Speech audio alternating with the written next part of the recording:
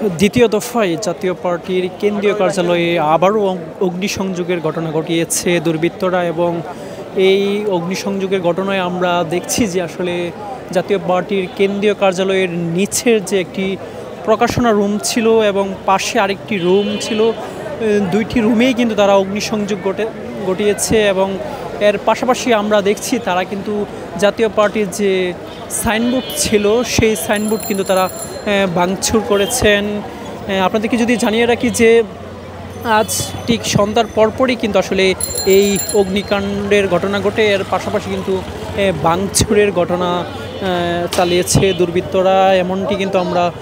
জানতে পেরেছি বিভিন্ন গণমাধ্যমের সূত্রে। এবং এই মুহূর্তে আমরা দেখছি যে আসলে এখানে কিন্তু অসংখ্য কিন্তু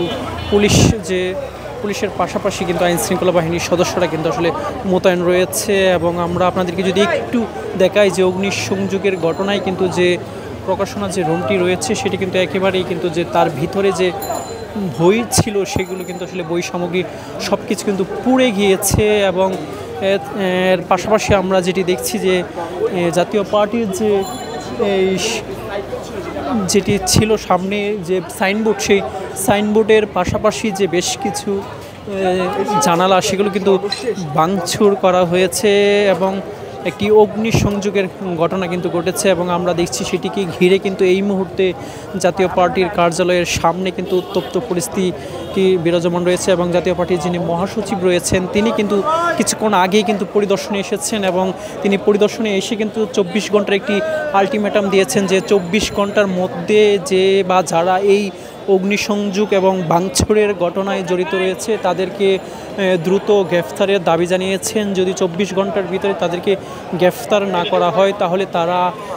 নতুন কর্মসূচি দিতে বাধ্য হবেন, এমনটি কিন্তু জানিয়েছেন। এবং তিনি কিন্তু এই যে অগ্নিকাণ্ডের যে ঘটনায় তাদের যে প্রকাশনার পাশাপাশি যে প্রকাশনা রুমের যে আসবাবপত্র এবং সাইনবোর্ড ভাঙচুরের যে সার্বিক বিষয় সেটি কিন্তু তিনি পরিদর্শন করেছেন এবং সেটি কিন্তু তিনি পর্যবেক্ষণ করে গিয়েছেন এবং কিছুক্ষণ আগেই গণমাধ্যমের সাথে তিনি কথা বলেছেন এবং তিনি যে বিষয়টি জানিয়েছেন যে 24 ঘন্টার মধ্যে যদি আসলে এই দুর্বৃত্তদেরকে যদি গ্রেফতার না করা হয় তাহলে তারা নতুন কর্মসূচি দিবেন, এমনটি কিন্তু আমরা দেখছি। এবং এই অগ্নিসংযোগের ঘটনার পরপরই কিন্তু একটি বিক্ষোভ মিছিল নিয়ে কিন্তু জাতীয় পার্টির যে নেতাকর্মীরা রয়েছে তারা কিন্তু তাদের এই কেন্দ্রীয় কার্যালয়ের সামনে কিন্তু এসেছেন এবং এই মুহূর্তে আমরা দেখছি উৎসুক জনতার পাশাপাশি জাতীয় পার্টির যে নেতৃবৃন্দ রয়েছেন তারাও কিন্তু উপস্থিত রয়েছেন। এর পাশাপাশি আইনশৃঙ্খলা বাহিনীর পাশাপাশি আমরা দেখছি যে সাধারণ মানুষ তারাও কিন্তু এখানে জড়ো হয়েছেন। যদি বিষয়টি আপনাদেরকে একটু জানিয়ে রাখি যে বেশ কয়েকদিন আগেও কিন্তু একটি অগ্নিসংযোগের ঘটনা ঘটে এবং তারপর পরে কিন্তু আবার দ্বিতীয়বারের মতো কিন্তু এই জাতীয় পার্টির কার্যালয়ে যে আগুন লাগিয়ে দেওয়ার যে ঘটনাটি সেটি কিন্তু দুর্বৃত্তরা ঘটিয়েছেন। এবং আমরা দেখছি যে জাতীয় পার্টির যে কার্যালয়ের যে বিভিন্ন যে সামনের যে বিভিন্ন আসবাবপত্র ছিল সেগুলো কিন্তু তারা ভাঙচুর করেছেন, এমনটি কিন্তু আমরা দেখছি। এবং সেটিকে ঘিরে কিন্তু এই মুহূর্তে জাতীয় পার্টির কেন্দ্রীয় কার্যালয়ের সামনে কিন্তু এক ধরনের উত্তপ্ত পরিস্থিতি বিরাজমান রয়েছে। তো আমরা যেটি দেখছি যে আসলে জাতীয় পার্টির নেতাকর্মীরা কিন্তু তারা এসেছেন, তারা বলছেন যে এই যে ঘটনা এই ঘটনার সাথে গণ অধিকার পরিষদের নেতৃবৃন্দরাই জড়িত, এমনটি কিন্তু তারা অভিযোগ করছেন যে তারা এর আগেও এই অগ্নিকাণ্ডের ঘটনা ঘটিয়েছে এবং দ্বিতীয় দফায় তারা আবারও এই অগ্নিকাণ্ড এবং ভাঙচুরের ঘটনা ঘটিয়েছে। এবং তারা বলছেন যে তাদেরকে যদি গ্রেফতার না করা হয় তাহলে তারা নতুন কর্মসূচি দিতে